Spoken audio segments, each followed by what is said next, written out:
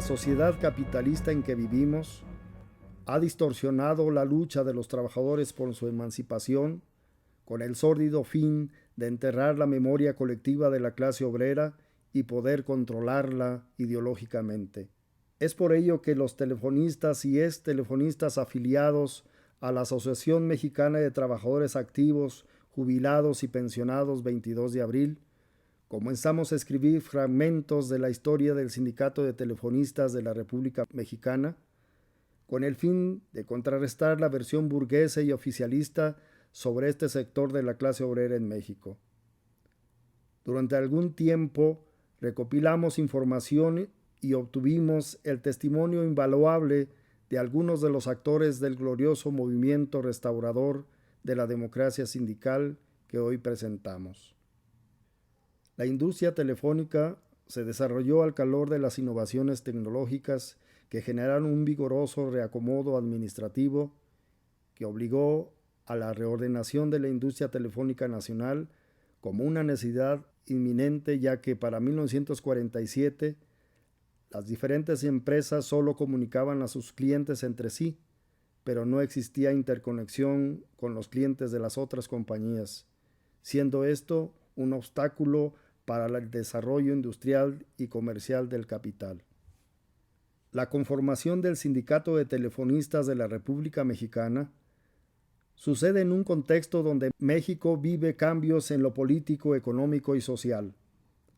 A ese periodo se le llamó el Milagro Mexicano, un modelo de desarrollo industrial que suponía un fortalecimiento del mercado interno y que junto con el modelo de sustitución de importación fueron piezas clave para ese periodo. El presidente de ese entonces, Miguel Ávila Camacho, logró un clima de entendimiento con las inversionistas nacionales y extranjeros, donde el gobierno reconocía como motor fundamental del desarrollo a la empresa privada. Asimismo, se comprometió a seguir manteniendo el control férreo del movimiento obrero y a la izquierda en general. En 1947, el gobierno decide unificar todo el sistema telefónico del país y para ello crea la empresa Teléfonos de México con la antigua Ericsson de capital sueco, y en 1950 se da la unificación con la empresa Telefónica y Telegráfica Mexicana de capital norteamericano, quedando unidas en una sola empresa, manteniéndose el control del capital privado extranjero con una fracción de inversión mexicana y del gobierno. La unificación de las dos empresas telefónicas más importantes fue el argumento para la creación de un nuevo sindicato, y así, el 1 de agosto de 1950, se conforma el Sindicato de Telefonistas de la República Mexicana con la unión del Sindicato Nacional de Telefonistas, Sinatel, que aglutinaba a los trabajadores de la desaparecida Compañía Telefónica y Telegráfica, y a los trabajadores agrupados en el Sindicato de Teléfonos de México, que 2 años antes eran parte de la desaparecida empresa Teléfonos Ericsson. El primero estuvo integrado a la CTM ya con Fidel Velázquez al frente, y el segundo integrado a la Confederación Nacional de Electricistas y similares, con una trayectoria anarcosindicalista y con la influencia de corrientes democráticas. Para llegar a la unificación, se firmó un acuerdo en el cual se estableció que el primer secretario general del nuevo sindicato sería un integrante del ex Sindicato Nacional de Telefonistas, CTM, y que para el siguiente periodo le correspondería a un integrante del sindicato proveniente de la Ericsson. Todo ello sin mediar un proceso electoral. El acuerdo no fue respetado y se impuso a otro integrante de la ex mexicana con Jorge Ayala Ramírez al frente. Este hecho indignó a los trabajadores, quienes se organizaron para demostrar su inconformidad. Sin embargo, las injusticias siguieron, pues meses después fueron despedidos compañeros que encabezaban la planilla de la Ericsson con José Fernández Alatorre al frente. Ese dominio e imposición perdura hasta 1958, cuando los trabajadores conforman y consolidan el movimiento restaurador de la democracia sindical, que tuvo como sus principales objetivos establecer los derechos laborales y sindicales para todo el gremio y destituir al charro Jorge Ayala Ramírez. El contexto social en donde se desarrolló el movimiento restaurador de la democracia sindical es el de una gran movilización de la clase obrera en nuestro país, de un auge de los movimientos revolucionarios en todo el mundo a favor de las causas proletarias y de los pobres en diferentes países, siendo uno de los más emblemáticos el triunfo de la Revolución Cubana a partir de enero de 1959. Es durante la campaña presidencial de Adolfo López Mateos en 1958 cuando se desarrollaron una serie de movimientos como la lucha magisterial encabezada por Otón Salazar, el movimiento ferrocarrilero encabezado por Demetrio Vallejo, los movimientos electricistas, petroleros, telegrafistas y el movimiento restaurador de la democracia sindical de los telefonistas. Todos ellos tenían una causa común: mejores condiciones laborales, revisión de contratos colectivos, aumentos salariales y la destitución de los charros sindicales impuestos por el gobierno y en general por la democracia sindical. La represión hacia todos estos movimientos trajo como consecuencia muchos despidos, aprehensiones y encarcelamientos. Aunque la lucha tuvo altibajos, dejó una honda huella en el movimiento obrero nacional.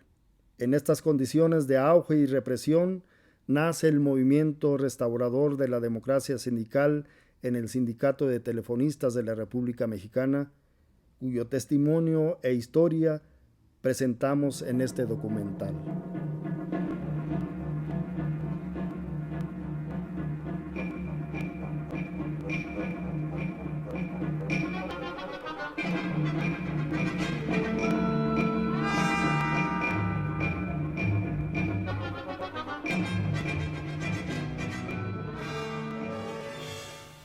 A través de los años que el sindicato estuvo sufriendo la usurpación siempre de gente que solamente perseguía su comodidad, entonces olvidaron a los trabajadores, nos olvidaron. Realmente la situación, la condición de trabajo de los telefonistas tenía una situación muy precaria, muy difícil. Se impuso a una persona que era afín dentro de la CTM a don Fidel Velázquez, que fue el señor Jorge Ayala Ramírez. Ayala Ramírez era uno de los favoritos de don Fidel, era uno de los jóvenes brillantes de la CTM, dentro de todo el grupo de viejos líderes. Él no tenía ningún brillo ni técnico ni administrativo dentro de la empresa, pero era un agente afín a los intereses de la empresa manejados desde la CTM. La imposición de Ayala y una camarilla de mafiosos junto con él, pues francamente hacían lo que se les daba la gana y no se responsabilizaban de las obligaciones que tenían para con el sindicato. Había mucho abuso por parte de los representantes sindicales. No defendían los intereses de los trabajadores. Siempre estuvo de acuerdo con lo que la empresa decía. Entonces costaba mucho trabajo el lograr algo en favor de los trabajadores cuando teníamos una dirigencia de ese calibre. Cuando estuvo en el sindicato fue nombrado diputado, cosa que también molestó mucho a los trabajadores, ya que el origen del sindicato era apolítico. Ayala Ramírez respondía a esa lógica de ser servil, por eso le llaman líderes charros, porque eran serviles a las políticas de las empresas y el gobierno obligaba a esos líderes a que le sirvieran a las empresas. Los gentes que estaban con él pues eran del mismo tipo, ¿no? Del mismo tipo, los miembros de sus comités, y ellos eran los que tomaban las decisiones y hacían los convenios con la empresa, sin tomar en cuenta a los trabajadores para nada. Y si reclamaban los trabajadores, pues pedían que los despidieran, y esa era la forma de actuar. Sabía la gente que pues el que nos estaba perjudicando directamente, porque estaba ahí pegado, era Jorge Ayala, priista, diputado, que había sido, su campaña fue financiada con los dineros del sindicato, obviamente. Entonces, era un ser nefasto para nosotros en ese momento.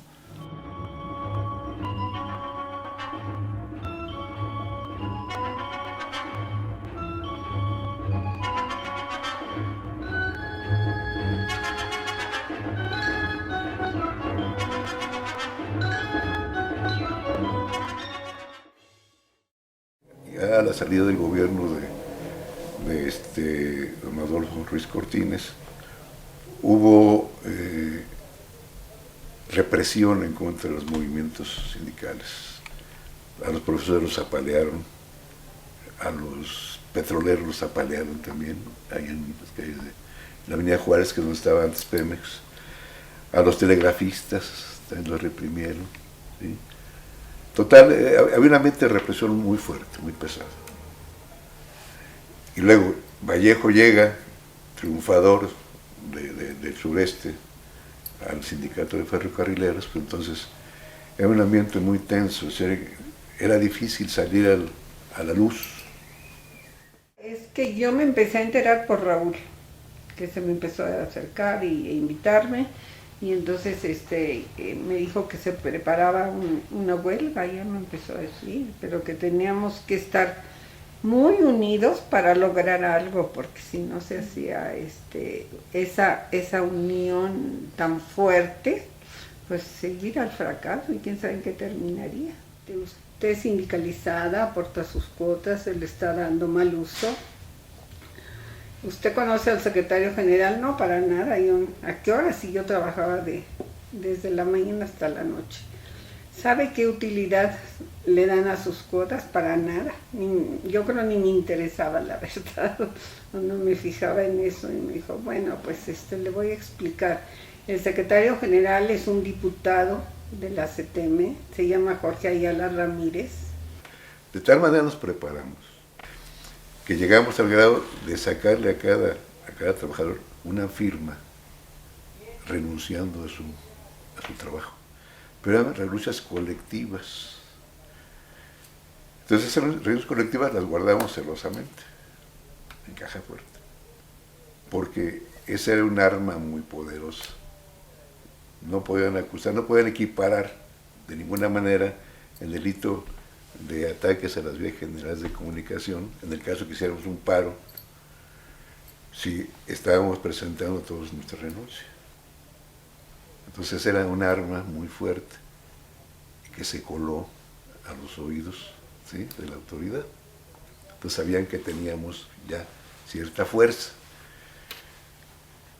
En noviembre del 58 salimos a la luz con un manifiesto muy sencillo, muy directo, con firmas.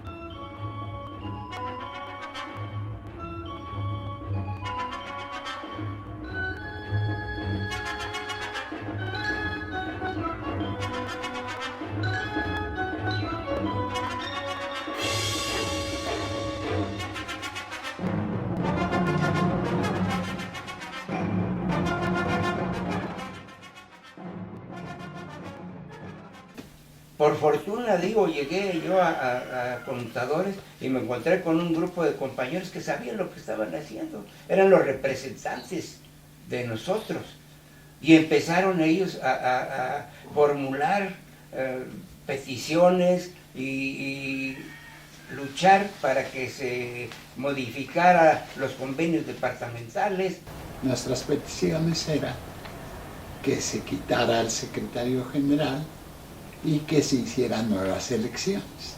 Las demandas que pedíamos es tener la libertad de elegir a nuestros propios dirigentes y la libertad de reclamar las violaciones que notábamos y los alcances que queríamos para nuestro sindicato. Los puntos fundamentales en la contratación fueron la cláusula 9, ¿verdad? O sea, el derecho a la fuente laboral que tenían los trabajadores, el reconocimiento de los representantes legalmente nombrados por los propios trabajadores. Yo creo que, y el no participar en ningún partido político. Que los trabajadores puedan ejercer sus derechos sindicales libremente, que los trabajadores puedan elegir de acuerdo con el estatuto a sus dirigentes, que los trabajadores tuviesen acción posible en las firmas de contrato y que no se firmara a sus espaldas, que los trabajadores supieran qué estaba haciendo el comité ejecutivo, que hubiera asambleas, que dieran cuenta del manejo de los fondos. Nosotros fuimos los que faltamos al trabajo, nosotros firmamos la renuncia, pues fueron a convencimiento de que el líder nuestro o los líderes nuestros estaban en lo correcto y se comportaban adecuadamente. Teníamos la confianza en ellos. Entonces, ya para 58 ya teníamos un grupo considerable. Se unió ese grupo Unidad de Conmutadores y formamos uno solo, que ya llamamos Movimiento Restaurador de la Democracia Sindical. Por eso sí, el nombre de Movimiento Restaurador de la Democracia Sindical tiene una acepción no solamente por haber subido a Agustín Abesia, sino también tiene su acepción en que la base sí participó en la defensa de sus derechos directamente. Quien tenía a cargo la dirección de todo ese movimiento era Pedro García. A él se le debe prácticamente toda esa manifestación, digamos, de entusiasmo que nos llevó al triunfo. Y él tenía como una facilidad de envolver y poder desarrollar lo que él quería con el grupo que estaba. Y lo lograba, porque tenía la fluidez en su palabra y porque sabía convencer. Era un líder. Pedro, pues, representaba el que tenía más carácter en ese momento, más conocimiento, autoridad moral, ¿sí? Simpatía personal. ¿Sí? Era el ideal.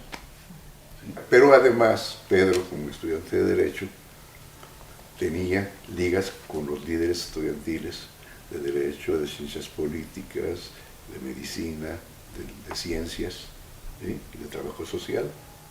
Y siempre nos apoyábamos mutuamente. Entonces llegaron a preguntarle, le preguntaron al presidente, los reporteros, hicieron varias preguntas, pero una de ellas le dijeron, bueno, ¿qué piensa usted del movimiento de los telefonistas?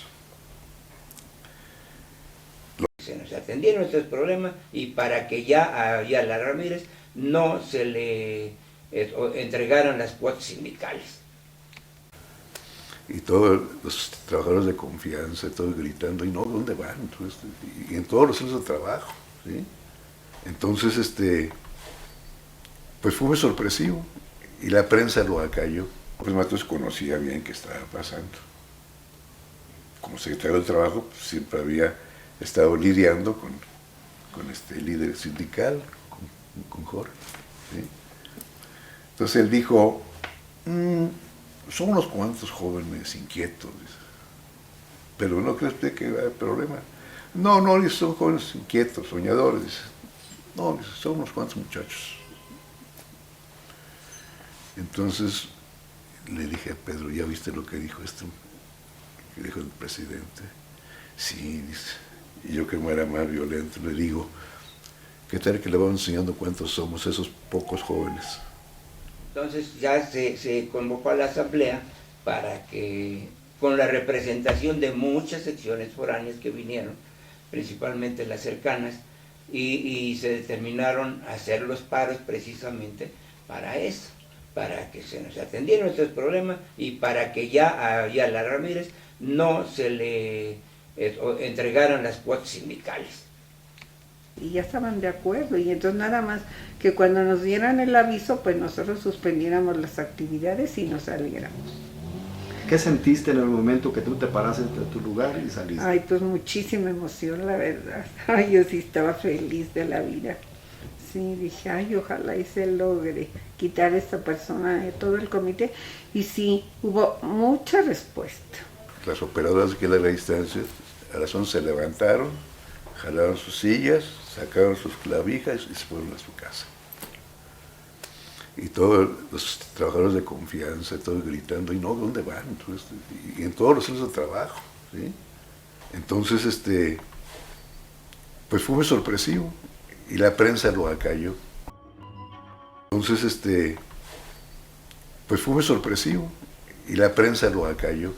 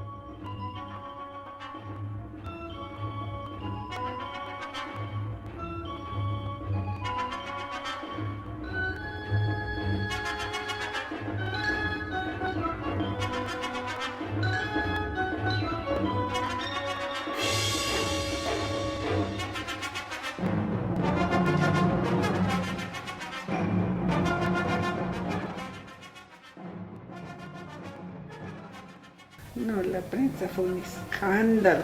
Ya casi llevábamos a la ruina al país, ya casi México iba a desaparecer.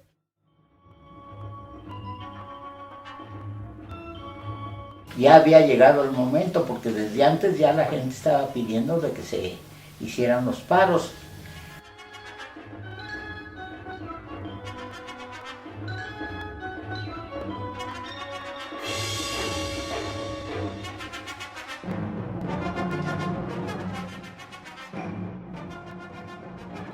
Era un movimiento pues no legal, porque no estábamos asociados por el sindicato.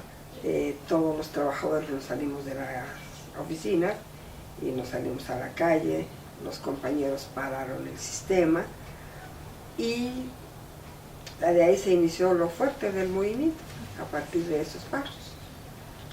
Al terminar la asamblea, en el Sindicato Mexicano de Electricistas, donde se tomó la determinación de hacer estos paros parciales, fueron apresados los compañeros, o algunos compañeros, que supusieron los agentes, que eran los que manejaban todo el asunto.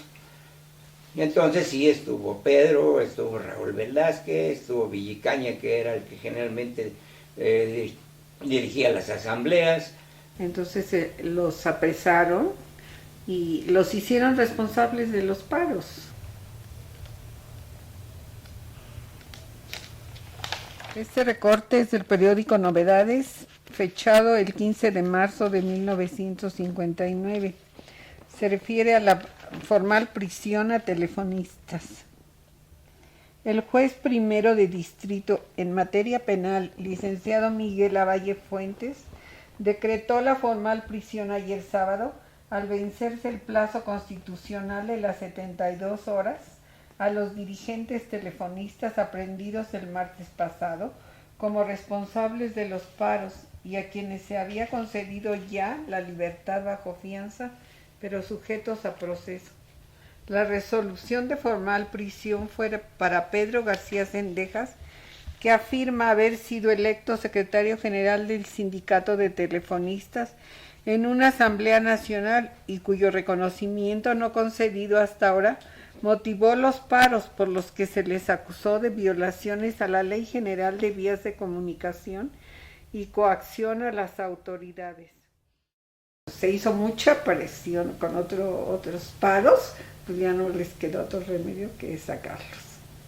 y ya salieron, claro, libres bajo fianza. Este largo proceso que tuvieron los compañeros a partir de 1959 hasta 1964 tuvo sus altos y sus bajos, pero a pesar de que los compañeros habían estado en libertad condicional, no gozaron de su exoneración total y completa, por lo cual los compañeros se vieron obligados a demandar tanto a la empresa Teléfonos de México por haberlos despedido y al sindicato de telefonistas por haberlos consignado. No fue sino después ya de que pasó el movimiento restaurador en 1961 cuando por la propia demanda que sostuvieron ellos llegaron a un acuerdo de reinstalación. Este testimonio lo tenemos testificado con documentos para demostrar cómo es que la ley y los juzgados hacen de acusaciones y desistimientos de acuerdo a sus propios intereses y no de acuerdo a la aplicación de la justicia. Y el gobierno siempre estuvo atento a revisar qué estaba pasando en cada sitio. Había una ley dentro del Código Penal, había un delito que se llamaba de disolución social, que precisamente con protección que el Estado estaba buscando en contra de actividades en contra del país. Entonces, cualquiera que se levantaba en armas era señalado como reo del delito de disolución social. Y las presiones de Ayala Ramírez en contra nuestra pues eran frecuentes. A Pedro Barrios lo agarraron, lo sometieron, lo amenazaron, le sacaron una pistola, te vas a matar, ¿qué están haciendo? ¿Qué hacen? ¿Qué traen? ¿Sí? Entonces Raúl me contó que se los llevaron a Palacio, y allá López Arias, que era el procurador de ese entonces, salió y los amenazó con pistola. Y le dijo, ustedes, con palabras muy gruesas, le dijo, ustedes de aquí no salen, ¿eh? Si no desisten de esto, van a desaparecer. No, yo me voy a encargar de desaparecerlos. Mientras estén en la cárcel, nosotros vamos a hacer un paro de 1 hora diaria. Y así se manifestó y así se publicó. Pues en realidad el proceso fue como lo estaban marcando los estatutos, porque los estatutos se modificaron cuando se nos reconoció en la Secretaría del Trabajo como la fuerza principal que ya no quería Ayala y que tenía que cambiarse forzosamente la directiva del sindicato.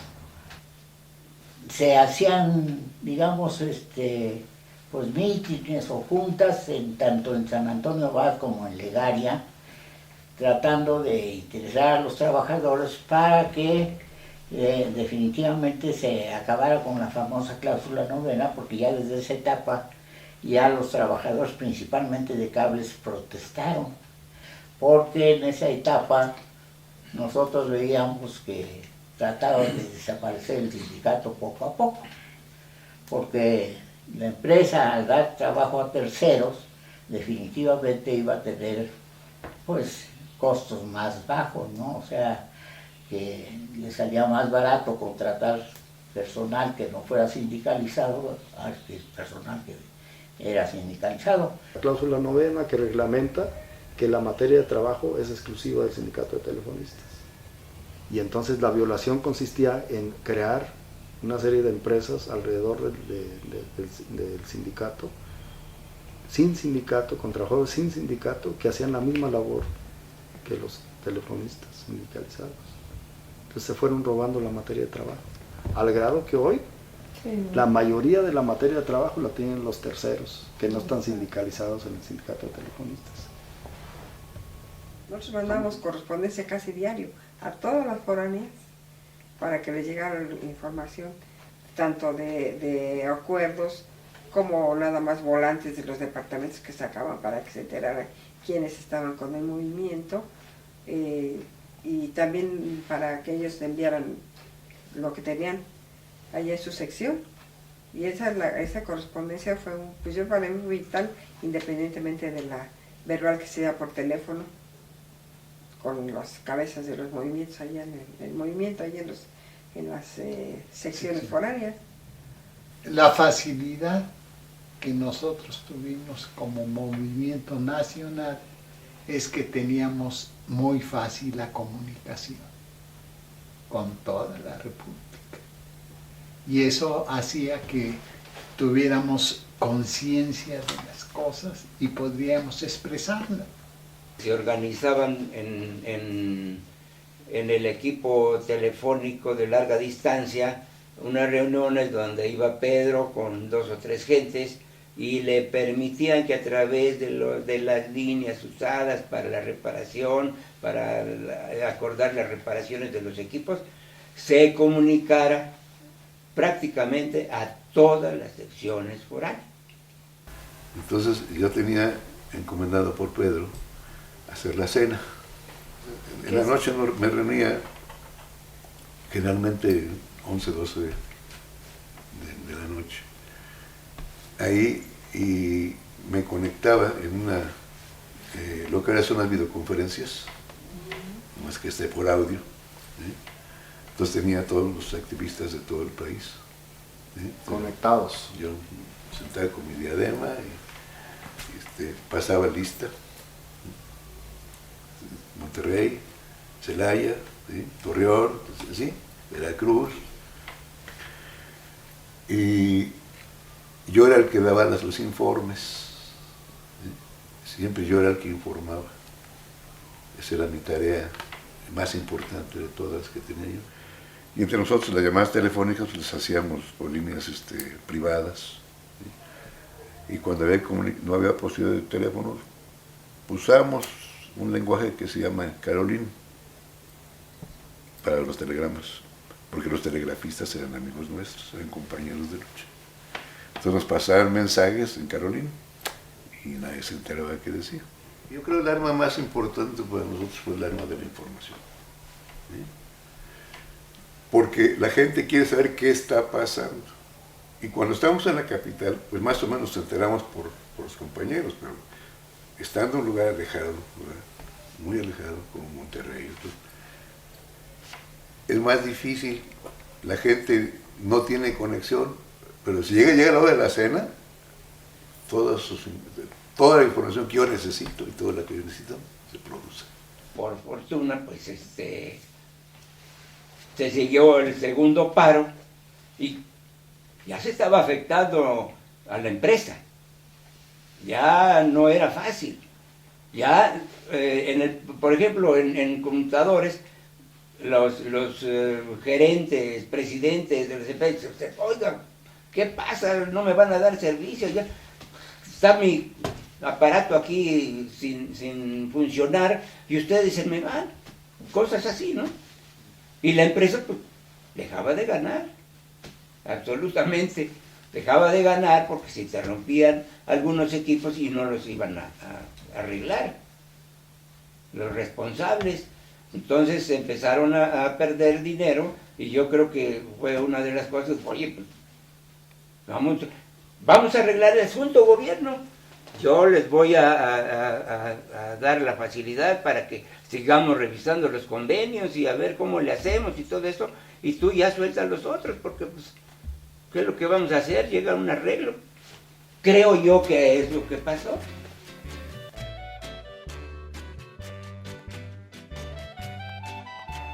Fue muy bien visto todo esto. Toda la gente participó, fue muy alentador para pues, las trabajadoras, porque las operadoras generalmente, las de larga distancia, eran muy sujetas a presiones. Las escuchaban cuando estaban hablando, no les permitían ir al baño, o sea, estaban en condiciones bastante deplorables. Entonces, el hecho de ver que su vida iba a cambiar laboralmente, pues sí las indujo a unirse al movimiento y fue muy bien recibido, porque no nada más eran promesas, eran hechos. Los que estaban pidiendo eran cosas que en el momento en que el sindicato triunfara, el de nosotros, ellos deben estar en las condiciones de trabajo más humanas, ¿no?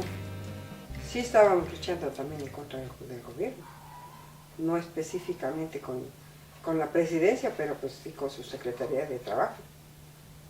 Y en aquel tiempo siempre se catalogó comunista, primero que alzara la voz. Ya había llegado el momento, porque desde antes ya la gente estaba pidiendo de que se hicieran los paros, nada más que Pedro decía que no era el momento. Y el momento llega cuando lo apresan a Pedro. Las consecuencias eran de tenerlos atados y decir, si se siguen moviendo, pues los volvemos a meter a la cárcel. O sea, ya estábamos sentenciados a perder el sindicato.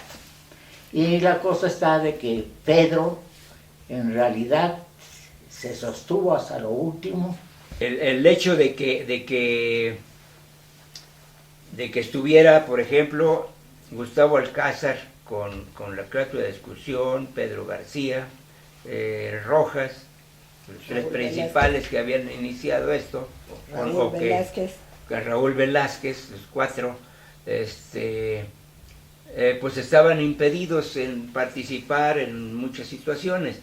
Yo considero que en el caso de Pedro, como quería ser el secretario general, pues sí le pesó mucho estar con la cláusula de discusión aplicada.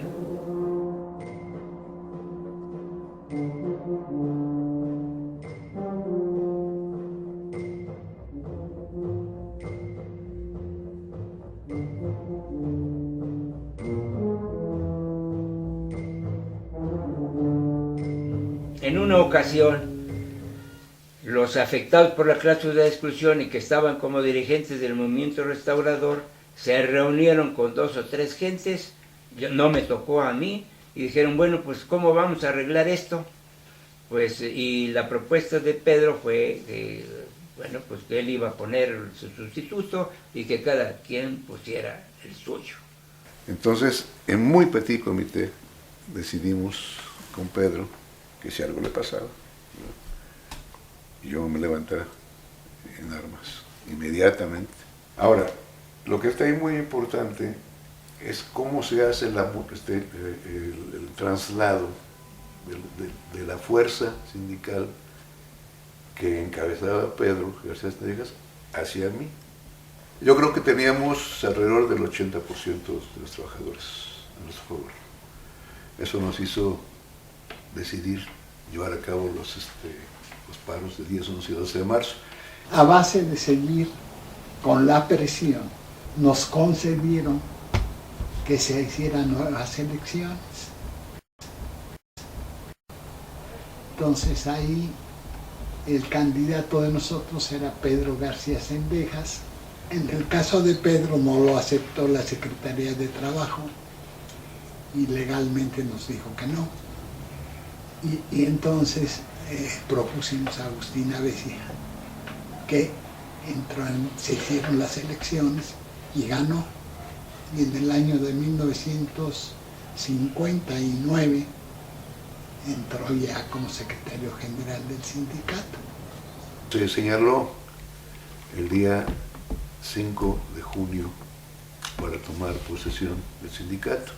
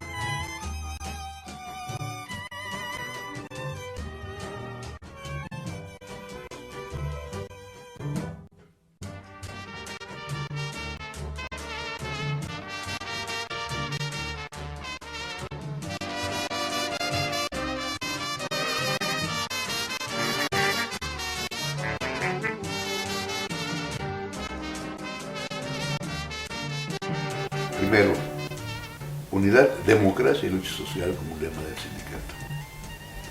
2, no reelección. 3, ningún miembro del comité ejecutivo del sindicato puede ser denominado candidato a ningún puesto de elección popular. El sindicato no puede pertenecer como corporación a ningún partido político.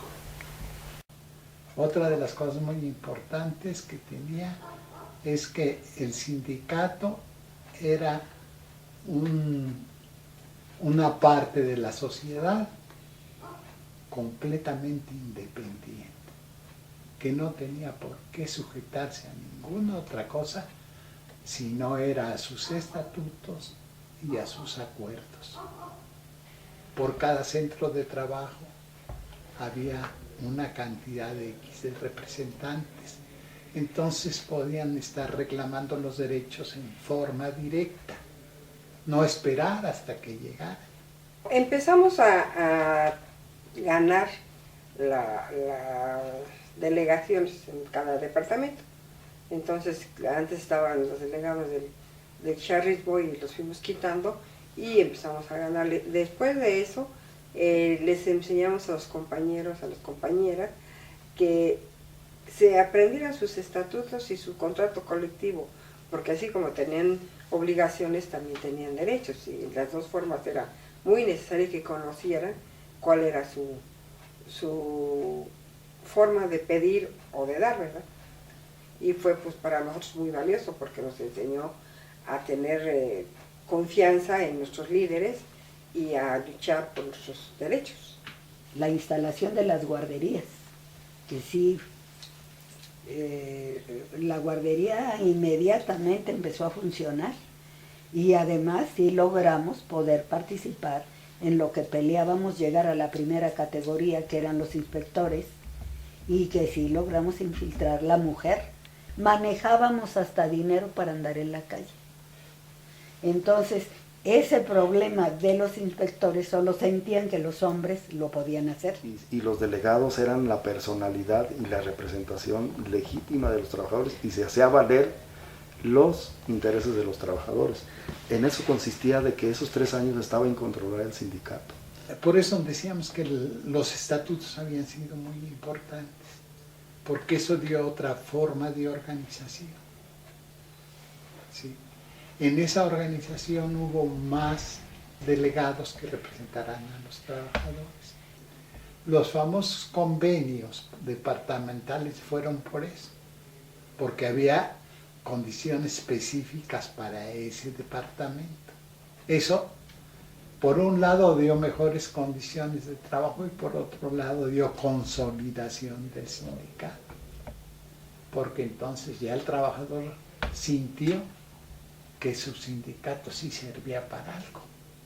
Hicimos muchas cosas que en otros sindicatos pues ni en sueños. El sindicato de telefonistas en ese tiempo fue un ejemplo de sindicato. Era una parte de la sociedad completamente independiente, que no tenía por qué sujetarse a ninguna otra cosa si no era a sus estatutos y a sus acuerdos. Se cambió el comité, se hicieron elecciones y en esas elecciones volvimos a ganar la planilla que representaba al Movimiento Verde. El secretario general era Arturo Velasco Valerdi. La ganamos y quedamos empezando a funcionar. De ahí la empresa junto con el gobierno, y claro, con acuerdo de García Reveles, establecieron una demanda quejándose de que era ilegal el nombramiento de Valerdi. Perdón, y es que el caso de Valerdi volvió a ser lo mismo. Propusimos nosotros a Pedro García y no lo volvieron a dejar entrar. alegando que no era trabajador porque estaba despedido. Y entonces tuvimos que aceptar y nombrar a Arturo Velasco como sustituto y ya quedó como secretario general. El sindicato estaba unificado, nada más que, pues, desgraciadamente la situación política del país en esa etapa estaba bastante difícil. A nosotros nos pusieron prácticamente agentes que me anduvieron siguiendo por cielo, mar y tierra. O sea que estábamos súper vigilados, ¿no? La impugnación que hizo Rebeles, apoyado por la empresa y las autoridades y la Suprema Corte de Justicia, que siempre se mete en lo que no le importa, lo avalaron a este hombre porque dijeron que yo había sido registrado fuera del periodo que marcaban los estatutos. Aguinaco Alemán retorció la ley ahí e impuso prácticamente al secretario general, que fue Rebeles. El gobierno decidió quitar a Arturo Velasco Valerde y con ellos tomaron la decisión de expulsarlo. De tal manera que mi esposo, clausurando las cuentas bancarias, los bancos nos cerraron, no nos dejaron tener acceso a ellos para nada, a petición del gobierno, de la empresa. No nomás nos despide la empresa, sino le da al sindicato, al grupo de charros. Entonces quedamos aislados. Seguimos moviéndonos, pero veíamos que ya en lugar de hacerle un bien al sindicato le íbamos a hacer un daño, porque la gente que simpatizara con nosotros pues la van a correr. Yo considero que el movimiento pierde fuerza cuando definitivamente le dan posesión las autoridades a Guzmán Rebeles, porque pues francamente creíamos que no tenía la razón Rebeles, pero desgraciadamente cuando la Suprema Corte se la da, pues definitivamente la gente también se decepciona. Al sindicato de telefonistas lo dejaron vivir 3 años. ¿Por qué? Por varias razones podrían ser, sobre todo por la decisión de los compañeros, que fue un movimiento muy inteligente, bien liderado por Pedro. Pero ya el Estado mexicano tenía mucho interés en controlar ese movimiento. Luchamos las mujeres por lograr ser inspectoras y lograr con los compañeros a trabajar al parejo en el movimiento.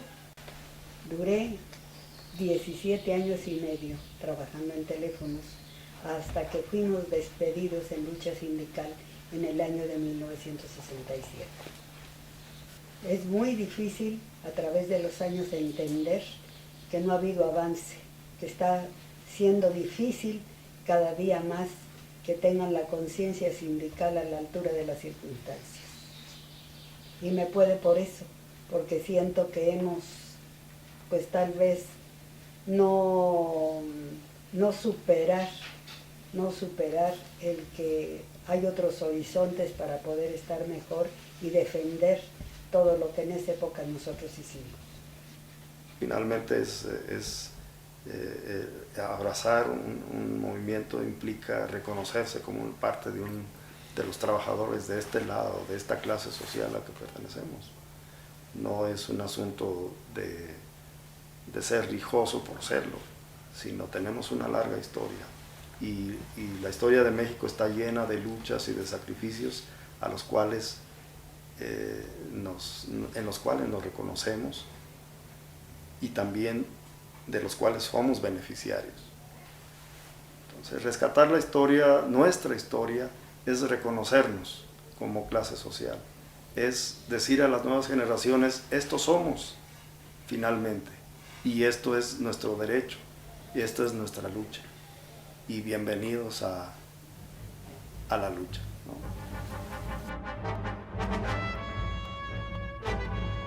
El movimiento restaurador de la democracia sindical se yergue victorioso después de que mediante el uso de la movilización como paros laborales y huelga, impusieron a la empresa y al gobierno sus demandas de democracia sindical y justicia laboral. El movimiento restaurador de la democracia sindical se inscribe como parte del gran movimiento que desarrollaron los sindicatos nacionales durante la segunda mitad de los años 50 del siglo XX, en contra de las precarias condiciones de vida y ausencia de democracia que la burguesía revolucionaria impuso al pueblo mexicano. Los telefonistas de diferentes épocas y en particular en 1959 demostraron su capacidad combativa a levantarse en medio de la represión como un ejemplo a seguir, un ejemplo que el Estado mexicano no estuvo dispuesto a tolerar y utilizó desde el ejército y la policía hasta la manipulación de las leyes por medio de jueces corruptos que, finalmente, acabó por someter la dignidad obrera a su dictadura en 1962. Sin embargo, por el solo hecho histórico de haber existido, su lucha, esfuerzo y sacrificio han dado lecciones y frutos insospechados que abonan el camino por alcanzar la igualdad y fraternidad entre los oprimidos. El movimiento restaurador de la democracia sindical alcanzó para el sindicato de telefonistas logros efectivos y duraderos que son un parteaguas tanto en las relaciones obrero-patronales como en la convivencia democrática de sus miembros. La entrega y generosidad de los dirigentes y fundadores del movimiento restaurador de la democracia sindical rindió frutos para todos los telefonistas de ayer y hoy, pues supieron avivar la conciencia y participación de la base para hacer triunfar el movimiento. Frutos que muchos de los miembros de esa dirigencia no gozaron, pues fueron despedidos, encarcelados, perseguidos y coartados en sus derechos ciudadanos. Valga este modesto trabajo como un homenaje sincero y profundo a todos ellos que, con su valentía, integridad y organización, los legaron una lección de lucha, producto de la conciencia de clase de que fueron depositarios.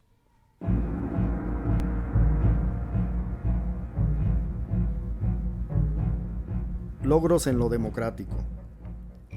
En la restauración de la democracia sindical se practicó y promovió la participación directa de los trabajadores mediante el ejercicio del voto directo y secreto anteriormente proscrito. Se instituyeron las asambleas masivas como máxima autoridad de decisión con la garantía de la libre expresión y el respeto a las ideas. Se adoptó la no reelección de los líderes sindicales para evitar la manipulación de las mafias y se redujo a 2 años la duración del periodo de gobierno del Comité Ejecutivo. Se sancionó la corrupción de los representantes sindicales al enjuiciarlos por su entreguismo a la empresa, traición y enriquecimiento ilícito. Se rindió cuentas claras del dinero que los trabajadores aportan por concepto de cuotas sindicales y se suspendieron los gastos suntuarios y el favoritismo de los charros. Se propició la libre expresión de las ideas al establecer un estatuto nuevo de inspiración democrática, estatutos verdes, que aseguraban legalmente la participación y convivencia de los trabajadores. Se agregó al lema del sindicato la palabra democracia para quedar unidad, democracia y lucha social, que refleja los principios, fines y métodos del Sindicato de Telefonistas de la República Mexicana que dieron un rumbo proletario y clasista. Logros en lo político. Se desincorporó al Sindicato de Telefonistas de la República Mexicana de la militancia forzosa al PRI y a cualquier otro partido político, así como la pertenencia a la CTM por ser un organismo de control y manipulación ideológica y política. Se cultivó la solidaridad y ayuda mutua entre los trabajadores de otros gremios, cristalizando en sindicatos emblemáticos como el Mexicano de Electricistas y Ferrocarrileros. Logros en lo laboral. Se exigió y estableció una relación obrero-patronal de igualdad y respeto que sustituyó la relación de los charros de sojuzgamiento a los intereses patronales. Se consolidó al STRM como el sindicato más importante en el terreno de la telefonía al ingresar a grupos de telefonistas de compañías pequeñas. La cláusula 9ª quedó limitada a la negociación entre empresa y sindicato para evitar la fuga de materia de trabajo hacia empresas terceras. Se exigió y obtuvo el principio de a trabajo igual, salario igual, establecido en la Ley Federal del Trabajo, mediante nivelaciones salariales a los integrantes del sindicato de telefonistas. Se pactaron mejores condiciones laborales y salariales en redes y retabulación salarial para operadoras y oficinistas. En 1960, mediante la huelga, se pactaron prestaciones laborales de largo alcance, como aumento en aguinaldo, ahorro, días de vacaciones, ayuda para renta y pasajes, quedando además como parte del salario integrado para fines de jubilación, despido o muerte de los trabajadores.